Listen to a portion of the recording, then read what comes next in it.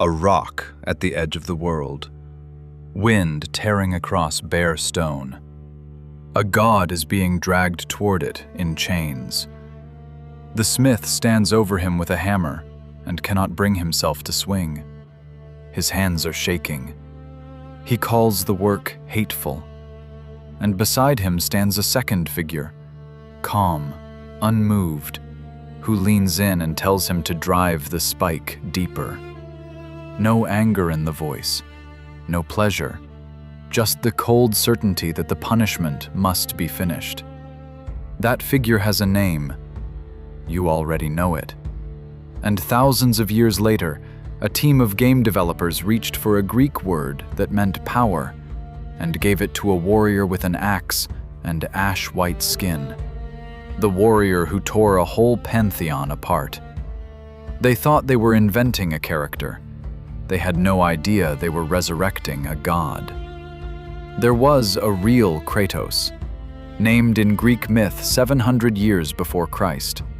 And by the time those developers borrowed his name, he had been erased so completely that the people reviving the word had no idea the god had ever existed. That is not a coincidence you brush past. That is a clue. Because the real Kratos was not a warrior. He was something colder. He speaks exactly once in all of surviving Greek literature, a handful of lines, a single scene, and then he vanishes. No known temple bears his name. No known festival marks his calendar. In our fullest literary map of Greek worship, no altar to him appears. And yet his name is spoken millions of times a day, on every continent, hiding inside one of the most important words our civilization ever built. So here is the question this video refuses to stop asking. Who decided that the god of raw power was the one god Greece would never be allowed to worship? To understand what was erased, you have to understand what he was. Around 700 BC, the poet Hesiod sat down to organize the gods into a family tree. In the Theogony, at lines 383 through 403, he names a mother, Styx. Not a minor spirit. Styx is the black river of the underworld, the water by which even the gods are forced to swear. When an Olympian makes an oath on the Styx, that oath cannot be broken. Not by Zeus, not by anyone. Hold on to that. Kratos is the son of the one promise in the universe that has no escape clause. And Styx had 4 children, and their names read like a roster of everything power needs to function. Zelos, rivalry. Nike, victory. Bia, force. And Kratos, strength, dominion. The bare fact of being able to make others obey. Hesiod says something strange about these 4. He writes that they have no house apart from Zeus, no dwelling, and no path except the one the god leads them down. They sit beside his throne, permanently. They never leave his side. Jenny Strauss-Clay at Princeton has spent a career reading Hesiod, and she points to why this detail matters. These 4 are not worshippers of Zeus. They are the mechanism by which his authority becomes real. Without them, Zeus is a god with opinions. With them, he is a god who is obeyed. Think about what that makes Kratos. Not a villain, not a monster. Something colder than either. He is the moment an order stops being words and becomes a chain around someone's wrists.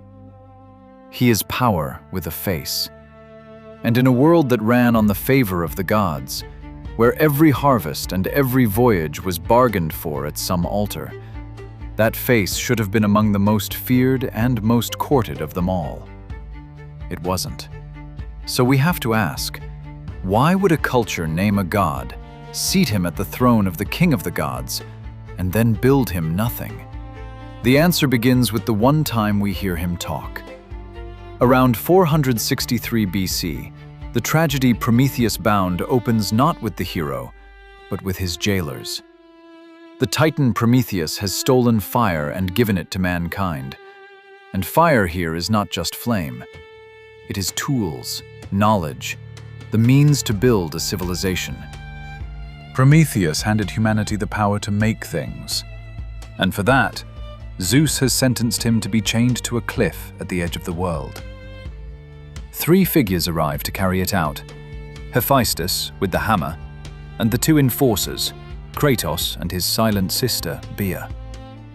His sister never speaks, not one line. Maybe power at its purest doesn't need to. But Kratos does. In Herbert Weir Smith's translation for the Loeb Classical Library, the scene is brutal in a precise way. Hephaestus grieves. He calls the task hateful. He says he has no stomach for binding a kindred god to this storm-beaten rock. And Kratos answers him, not with cruelty for its own sake, but with something worse, with reason. He tells the smith that pity is wasted here, that the work of Zeus must be done, that hesitation is its own kind of disobedience. When Hephaestus stalls, it is Kratos who drives him forward. Tighter chains, deeper spike, finish the work.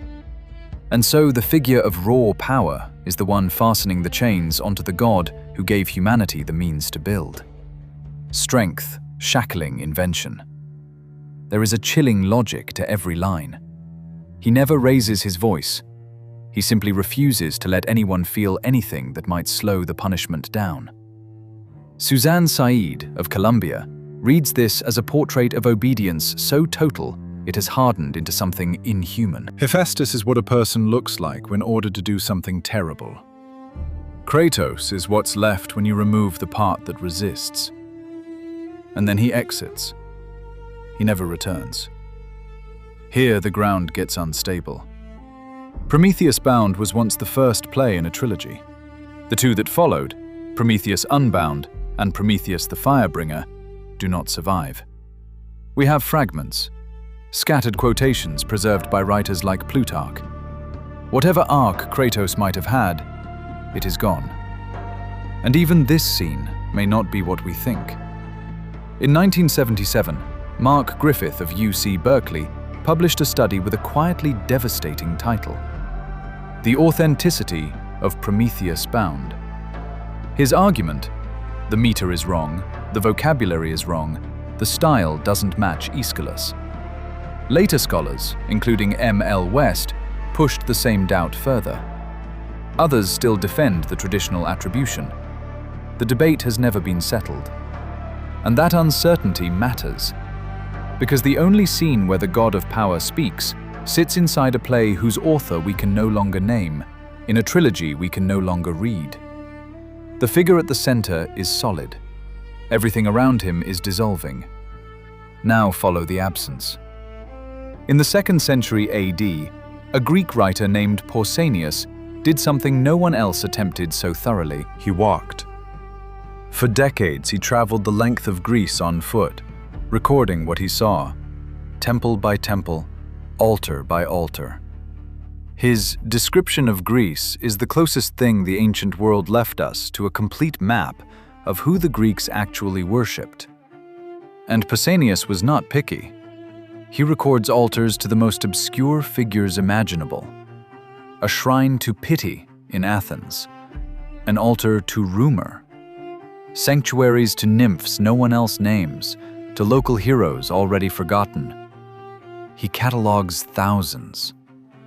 Run your finger down that index. Every name has a place. But search the entire description of Greece, and you will not find a single shrine to Kratos. Not in Athens, not in Sparta, not on any island, in any backwater, at any crossroads.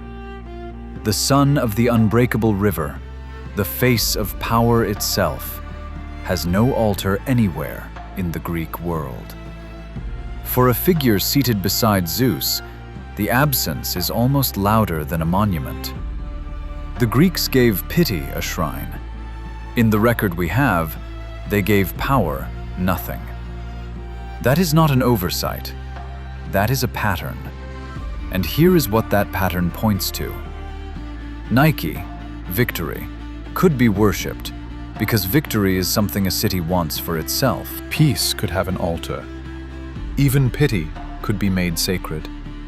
But raw power is only useful when someone else holds it for you. To worship power openly would be to admit what the city preferred never to say out loud: that every law, every vote, every sentence handed down in court rests, in the end, on force. You do not build an altar to the thing you are trying not to look at. Because the word did not disappear. Only the God did. While Kratos received no cult, the word Kratos thrived. It left religion and entered politics, and there it became one of the most load-bearing pieces of language we have ever inherited. Demos, the people. Kratos, power. Demokratia, democracy. The rule of the people, built on the word for raw force. And the timing is the detonator. Athenian democracy was forged under Cleisthenes around 508 BC, within a generation of Prometheus Bound. At the very moment Athens was learning to turn power into procedure, into votes, courts, and assemblies, the word for power migrated out of the temple and into the language of the state. Aristotle, in the third book of his Politics, uses Kratos as neutral machinery, drained of any divine charge. Herodotus uses it. Thucydides uses it. The city inventing democracy kept the word for power and quietly let the god of power fade. So let's hold only what we can prove. He was named, by Hesiod, around 700 BC, as the son of Styx and a fixture at the throne of Zeus. He spoke, once, in Prometheus Bound, as the voice that drove a punishment forward without mercy. And in our fullest catalog of Greek religion, across thousands of shrines, his name does not appear. Pity got an altar. Rumor got an altar. Power got nothing. That much is in the record. But the record stops exactly where the answer should be. And maybe no one ever decided it. Maybe there was no decree, no priest who struck him from the rolls, no founder who ruled that power would have no temple.